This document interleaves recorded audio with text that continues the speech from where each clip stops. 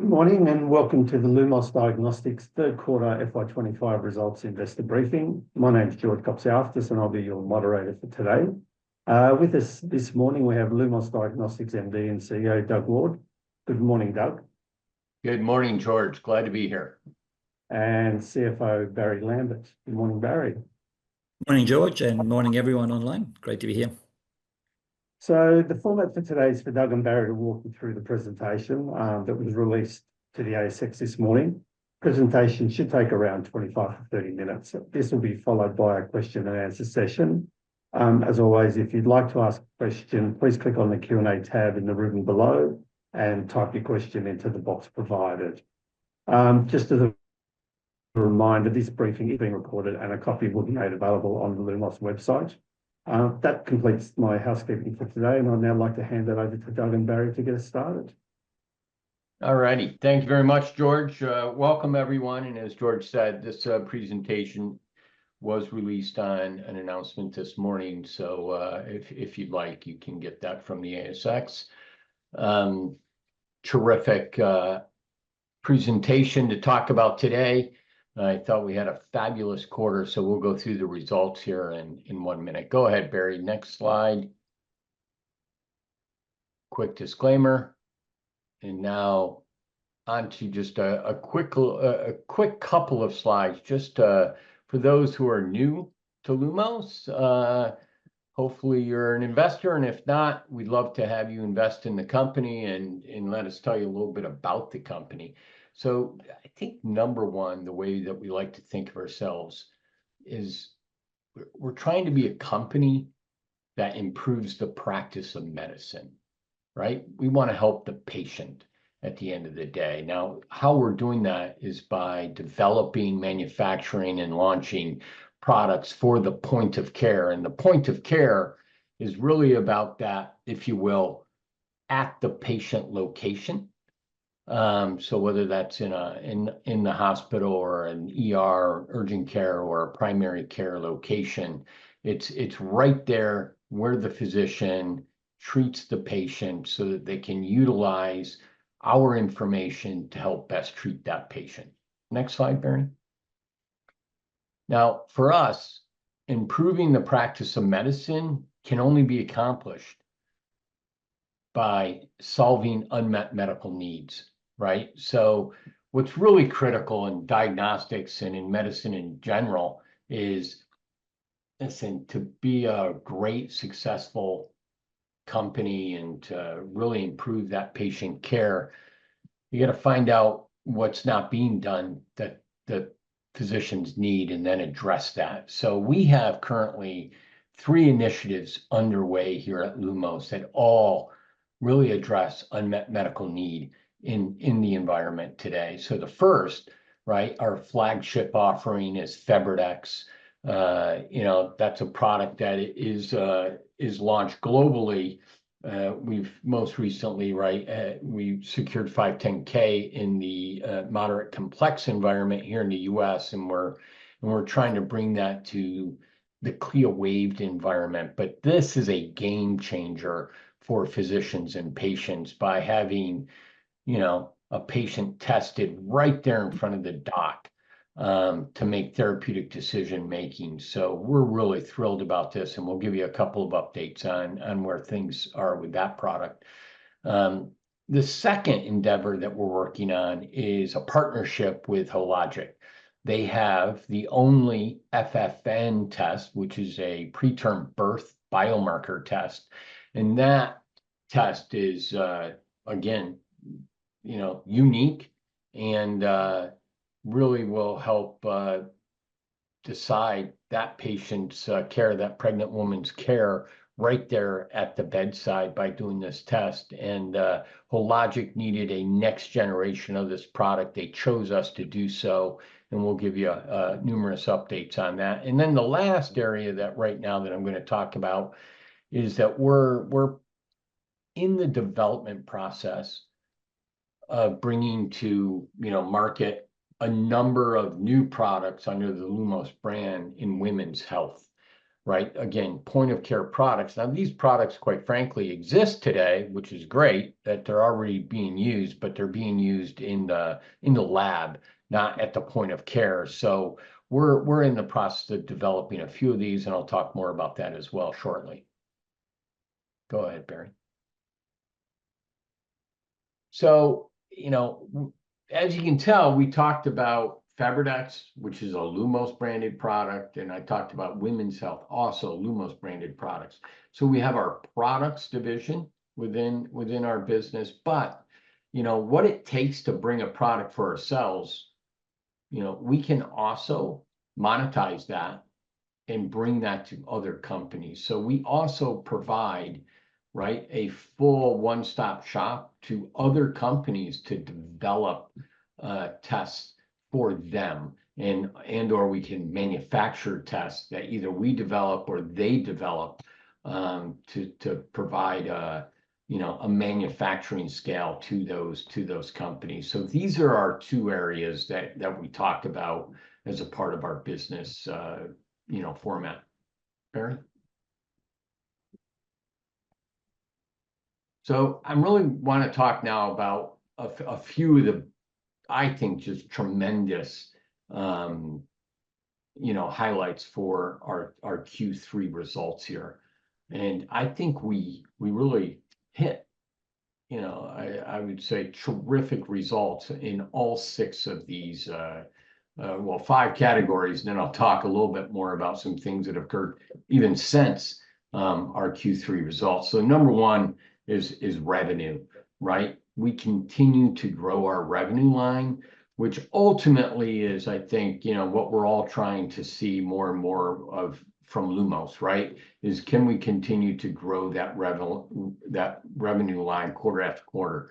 We grew by 21% over our prior quarter, and we're up 44% year to date over the prior period. So I think tremendous execution on the top line as a company. And then if you just kind of fold that overall growth, we did 17% here for products, and our services were up 22 on a prior quarter. So again, we think that we're hitting it in both segments of our business and feel very, very positive about that. Fabridex being our flagship product and launched as a moderate complex product, we really have put a lot of effort into creating the awareness into the market.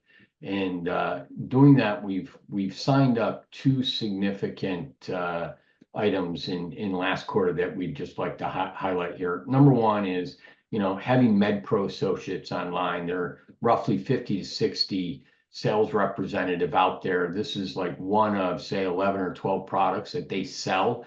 It's their newest product with, I think, the most upside. And it's terrific to have them on board. I think they are making terrific, positive momentum in the field currently. They came on board and were trained in the January-ish timeframe. And right now they share with us every week their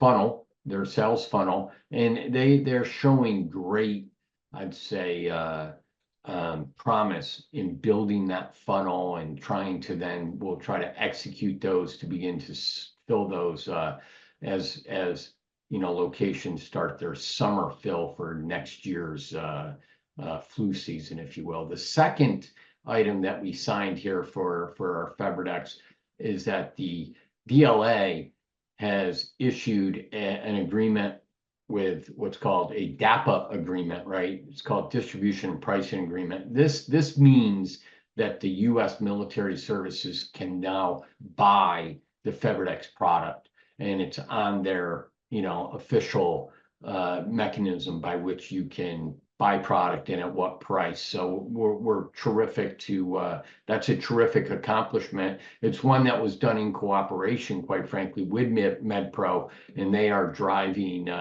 awareness into those military service locations for us currently. So very promising opportunity by signing up these 2 things last quarter. really quickly on the CLIA waiver, this is probably the most significant and important thing going on in the company right now. And I can say we feel very, very good about where we are with that trial. While we wish it was faster, what I can say that, we're now up to 393 total patients that had been enrolled. So you can see here at the end of the quarter, we were at 351. We're now up to 393 as of last week. You can see here that we were at 37 bacterial positives, and we are now up to 47 bacterial positives here. So again, feeling very positive about the trial in terms of getting all of these patients on board, also having these sites run very effectively and efficiently. As you know, we did implement some mechanisms to try to increase the number of positives into the trial. So that's ongoing right now, and we'll continue to look for ways to increase our positivity rate as we go. I think overall, what you're going to expect here is that, we're still on track to have last patient in that early September timeframe. And then we quickly look to submit that to the FDA. Next, FFN, that project is going very well from a technical standpoint. From a business standpoint, what you can see there is that we did sign up an additional new added scope agreement with Hologic. It basically is 0.6 to 0.8 million US in additional revenue that we would expect here as we complete the early development program on this project. And lastly, I'll just highlight, listen, I want to just say that I think the team is doing a fabulous job in actually exceeding expectations. When I think about what we've done over the last year with this product and getting our own PLA code and getting that uplifted from $28 approximately to $41 approximately, that's a heavy lift, and the team did that extraordinarily quickly. And I was amazed at how quickly we were able to get it at such an increase as well. So that was job well done on that first item. But the work that they've been able to accomplish with the MACs, and the MACs are the, if you will, the payers for Medicare in the US. Okay, so there's 7 of these, and we now have signed up 4 of those, and they're all paying out the full amount of $41.38 at this time. Signing up the MACs, getting one after another, ultimately we'll get all of them, and that is typically a precursor to getting the big national private insurance lined up as well. And I got to be honest, I actually had many conversations with people about this, and we did not expect even our first MAC payer coverage until this summer, quite frankly, and we already have 4. So really, really pleased with what the team's been able to do in accomplishing this. This goes a long, long way for uptake, right? It's one thing to get the $41.38 for reimbursement. The next thing you have to do is secure coverage of that reimbursement, so getting the payers to pay it. So we're making great inroads there. So really exciting. Barrie, next. And I think I'll give this to you, Barrie. All right. Thanks, Doug. Just a few comments on the financials. I mean, Doug's already hit on some of the key numbers, but I might just go over these in summary then. So the same as previous quarters, we've got 3 charts here. And just to remind everyone, all the numbers are in US dollars. So the 3 charts, we've got the revenue for the last few quarters on the left there. In the middle chart, we've got the revenue mix between service and products, with service being the light blue there on the bottom, and the products being the sort of darker blue, purple color on the top. And then on the far right, net cash flow. So just to remind everyone, the cash flow shown in the chart there is net cash from operating activities, investing cash flows, and lease payments. So just in summary, as Doug said, revenue for the quarter, 3.5 mil, up 21% on Q2. Year-to-date revenue, 9.8 million versus the 6.8 million year-to-date last year, so up 44%. The services revenue was 2.8 million for Q3, up 22% on the prior quarter. And you can see that there in the chart on the left, on the far right, there is the Q3 number, 3.5 million. Main contributions there were from the development service agreement with Logic and recognizing the IP revenue under the licensing agreement with Logic as well. Just a quick comment, I guess, Q3 this year versus Q3 last year, FY24, you can see it's about 4 million. The main difference there is just the change in recognition rates. So from the Logic agreement, you might remember we originally started out recognizing that revenue across 20 months, and we changed that to 24 months, which is the main difference in the service revenue from last year versus Q3 this year. Products revenue was 0.7 million for Q3, up 17% on the prior quarter. Main contributors there were Varedex, plus an increase in contribution from Febudex, both in the UK and the US. Year-to-date Febudex sales contributions actually 67% up year on year. So, great momentum with that product. Net cash outflow, so just turning to the chart on the right there. So cash outflow for Q3 was 1.6 million, significantly better than Q2. It was actually 2.4 million, so it was 4 million outflow in Q2. And if you'd see my, some comments I added in the quarterly report, you would have noticed cash expenses in Q2 was 5.5 million and cash expenses in Q3 was 3.7 million. So a 1.8 million improvement in cash expenses, 33% reduction quarter on quarter. And the main reason for that was, as I said in the quarterly, lower costs associated with inventory we had to procure in Q2 for the US flu season, preclinical trial costs and other general operating costs. And final comment, I guess, for me, finished the quarter at 4 million. And I think that's it for financials for now, Doug. I'm happy to take questions at the end. I'll pass it back to you. Sounds good. Thanks. Okay, so 2 more slides, Barrie, if you don't mind. We're just going to give you a few quick slides on Febudex. The first 2 here on these distribution agreements we've already talked about. If for those of you who didn't know, we did apply for the Medicare benefits scheme here in Australia to have Febudex to be included in that. So that was submitted in late March. We do not expect to hear from them until later on in the year. If that time changes at all, we'll let you know. We continue to progress trying to be able to reach the customers there in Australia as well by applying to this Medicare benefit schedule.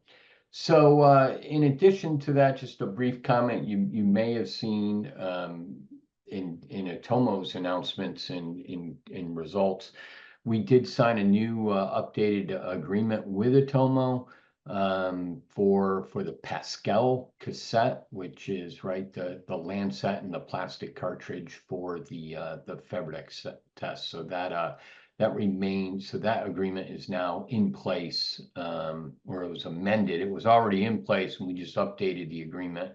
And that contract now goes out to 2031, and is exclusive for the ClearWave product for Febudex. Next slide, Barrie. So we talked about Medicare. Again, I would just say the key thing to understand, while Medicare is a smaller part of the market, 20-25% of the payments made for healthcare spend is paid through Medicare.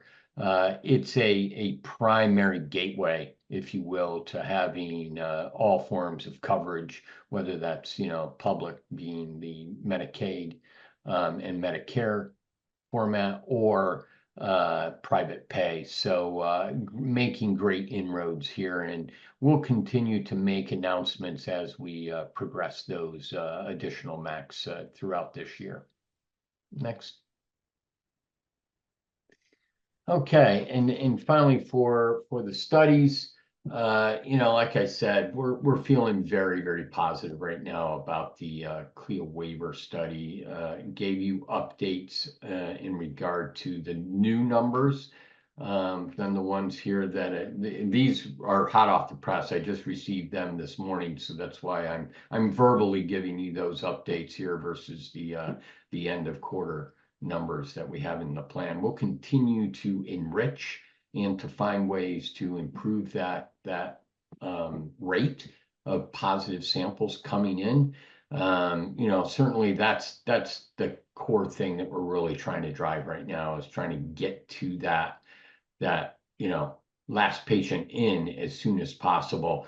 Ultimately, right, we're doing this because this is a billion-dollar market. Now, don't get me wrong, there is still a $100 million market in the US for the moderate complex, but I can say, right, that the huge opportunity and the holy grail here for us is to reach that CLIA waived environment. So all hands on deck to achieve that as soon as possible.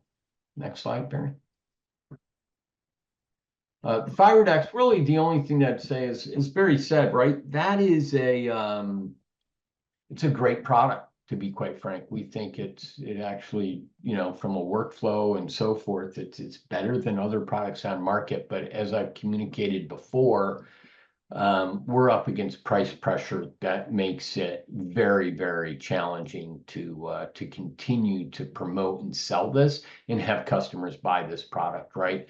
So my comment to you there is, because this is a product that can go hand in hand with a FebriDx product, we are currently looking for alternative distribution opportunities to sell other products that can be much more competitive financially for us for next flu season.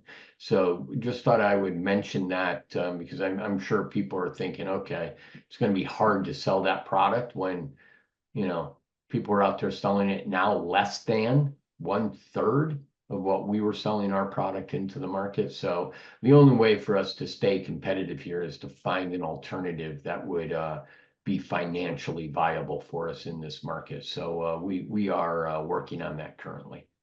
Barrie? Okay, really, again, this is all about, okay, it's great to have the FebriDx product and great for Virodex, but what additional products are we going to have? And what we're really going to focus on is women's health, right?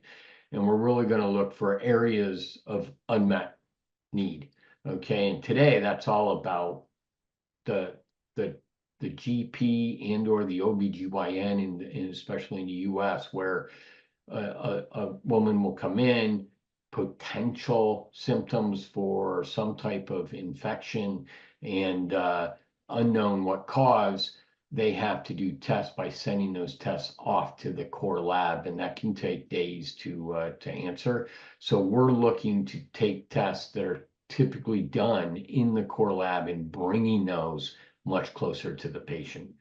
Barrie, I think the next slide is really just repeating what I just said, but in a graphical sense. Yeah. Now we're looking, right? We're looking to say, okay, not a number of these tests can now be done in that close to patient or GP office or primary care or specialty OBGYN office, where you can do this testing and get an answer and make a therapeutic decision on what you want to do as a next step, instead of waiting 1 to 5 days to make that decision. Next slide. So where we are in that process is, right, we're looking at a host of potential markets. We've been doing a lot of what's called voice of customer work over the last months. And we've also been working on 3 different products to date. We've progressed 2 of the 3 into what we call technical feasibility. And it's our hope that, sometime in this calendar year. Right now, I'm not sure the exact timing of it. It has to do with when we are able to access patient samples to be able to then move it into the early product development phase. So again, 2 of these products tracking very nicely, moving forward. Once we can go and test our prototypes with clinical samples, then we can move that into formal product development stages. It's at that time that we would begin to communicate to the market, well, what are those tests, so that you'd have a better idea of what those are. Go ahead, Barrie. Okay, just a quick few slides here on commercial services. Again, you know, what we are is an organization that really understands the point of care really well. We understand assay development, so test development, extraordinarily well. And we also have a very, very deep, you know, understanding and intellectual property estate around instrumentation in this area. You pull all that together and you put it into an environment that has all the regulatory and all of the you know, other types of ISO certification and regulatory certifications needed, that we can leverage all of this for others to use it. Go ahead, Barrie, next slide. We call this our Stairway to Heaven slide. It's really how you take a product from concept all the way up to launch and support. These are the steps involved in that process. We use this for our own products, right? So, and obviously even something like a Febridex product, you can see here where, yeah, we've launched that in many countries, and we've launched the moderate complex in the US, but now we're back into a clinical study. So you can do little loops in this to continue to even add new indication or to add more markets to an existing product. But we can do this for ourselves. We can also do this for others and do it. And the nice thing is that we can do this at any stage in this process for others as well. So they don't have to start at the very beginning. They could come to us just to manufacture if that's what's needed. So we're quite flexible in that regard. And again, this is a way to monetize our backbone as an organization. Go ahead, Barrie. So a quick thing on Hologic, you're all aware, you know, we've signed the IP agreement, we signed the large order, and now the extension, scope expansion that puts that early development agreement up to 5.5 with 5.5 million US. We are now in the phases of closing out what's called phase 2, which, you know, here you can expect that we're going to close that out here later on this month, we believe, and then we'll continue to close out the phase 3 for the full prototype of assay with hardware together type of work, right?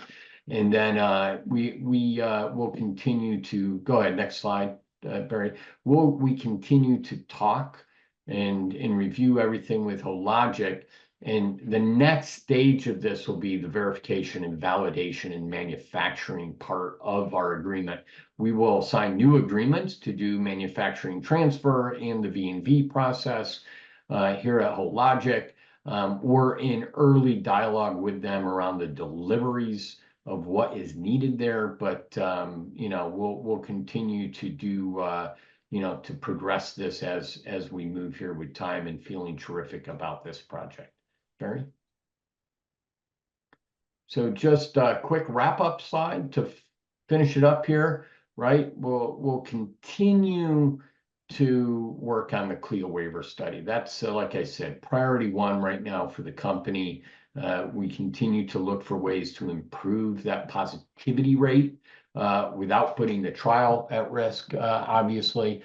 And as we have the opportunity, we'll continue to give the market updates on where we stand in that positivity rate as we go. We have our next study for FebriDx, as I said, right, you can get on that feedback loop, and we're on our second clinical trial here for that product, CLIA waiver. The third one's going to be the pediatric study. We had a meeting with FDA in April. We just sent back the minutes to the FDA. We'll look to get their review of that, and we'll continue to progress that to see if we're able, right? It's going to be a combination of two things that allow us to move this forward. One certainly will be economics to be able to move this thing forward.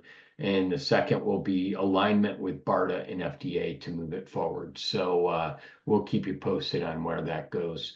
Like I said in the previous slide, women's health, we'll continue to update you on moving into formal product development with those first two tests that we have in our women's health portfolio. And lastly, right, we work very, very hard here on moving FebriDx and getting awareness of that product into as many hands as possible. You know, a good, I'll leave you with a comment here around FebriDx. We were just able to get our largest order here in the US. Now, you know, it's not $1 million or anything like that, but I'd say it's our biggest order ever. It's bigger than all the sales that we had last year. So we are starting to see some inroads. Now, it's still a seasonal product.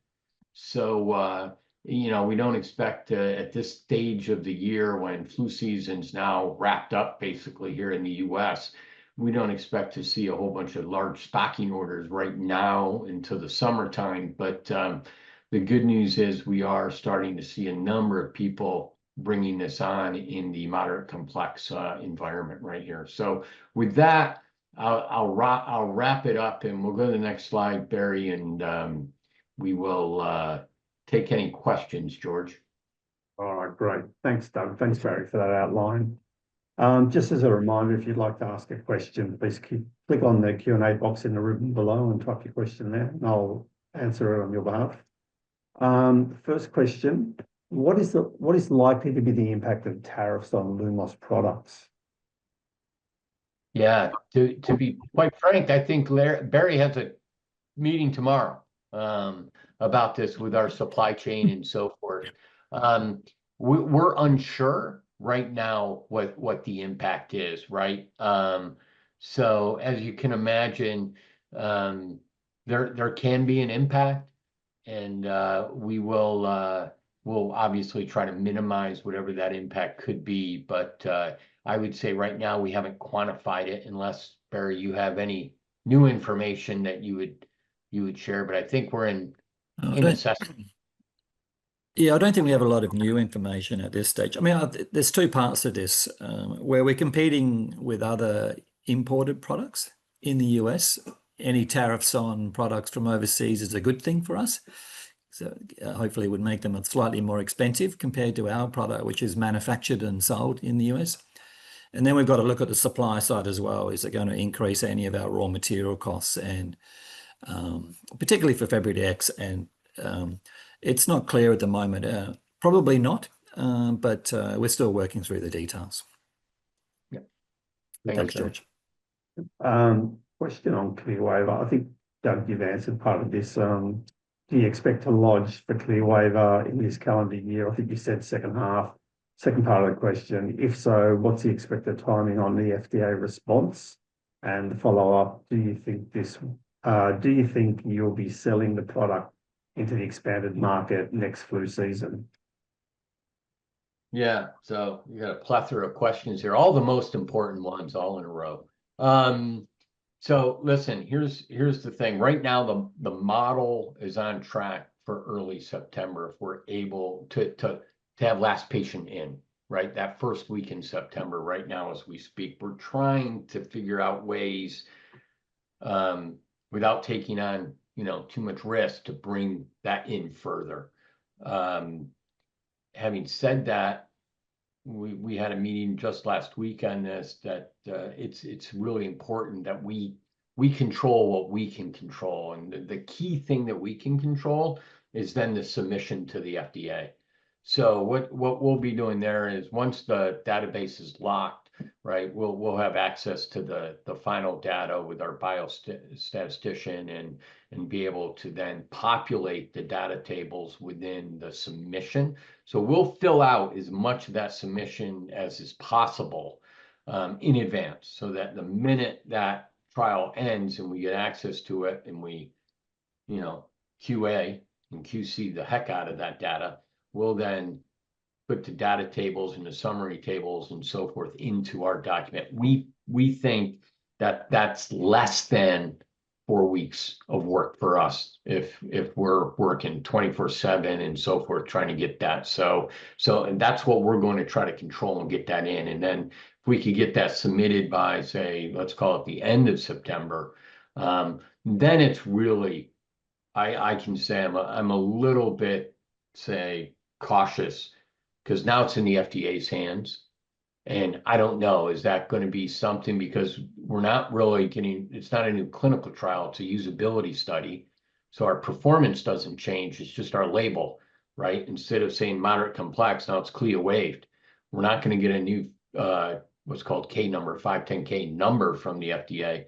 So my hope, and hope's not a strategy, but my hope is that that would be a quick time to feedback from the FDA. But I have to tell you, I can't promise that, and I won't represent that it will be fast, right? The FDA, as everybody knows, the current government here is, there's changes. So you don't know, okay, how that could or may not impact us. So I can just say that right now we're going to try to get that in by the end of September.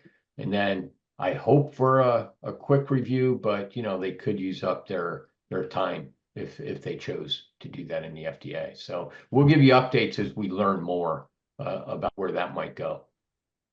Okay, great, thanks. I think again you might have answered this one, but the question is, what is the likely timing for the pediatric study to commence? I'm sorry, say that one more time. What is the likely timing for the FebriDx pediatric study to commence? Yeah, so we have to, BARDA requires our ability to have CLIA waiver before they will fund that specific test. So we'll have to see and really talk to BARDA. Will it be, the earliest it could be is at submission, right? When we submit and we know what that data is, and then obviously BARDA, who's a part of our team on this, would be able to see that data as well. Then, would they be willing to then go forward, or would it require, hey, you have to have your CLIA waiver? So I'm not sure which one it's going to be right now. I would think working with BARDA, because they've been such a terrific partner, that them looking at the data would give them the proof positive they need to say, hey, let's get started. Thanks, Doug. And final question, what is the timetable for a capital raise with only $4 million of cash available? Yeah, it's a great question. So, right now there is not a timing on that. At this stage, we're still assessing our options. I think given where our stock price is, especially given where our stock price is, we're trying to, avoid a dilutive capital raise at this stage. Don't know if that will be possible or not, but what we'd rather do is look for non-dilutive ways to bring funding into the business. Okay, and we do have we believe a couple of options we're considering in that regard. So that would be our primary focus at this stage. And if we need to go down the other track, certainly we'd talk to all of our advisors and investors about that plan. Great, thanks, Doug. There's no more questions at this time, so I might hand it back to you, Doug, for any closing remarks. Alrighty. No, I think two quick things, right? One is, listen, I think we had a terrific quarter. I mean it. It was on every level. We checked the box of what we wanted to do that quarter, and we really feel great about it. Now, every new quarter is then the most important quarter for the business. You know, we're looking forward to especially giving you updates in regard to the CLIA trial as we progress that, because we think that, right, we're seeing some just, you know, terrific uptake in getting to our 120 bacterial positive. So looking forward to those updates. And then just lastly, if I may, just thank you all for being on the call. Terrific to have you here. We really appreciate your support, and look forward to talking to anyone who wants to talk to us individually as well. Right. Thank you, Doug, and thank you, Barrie. That now concludes the investor briefing for today. You can all disconnect. Thank you.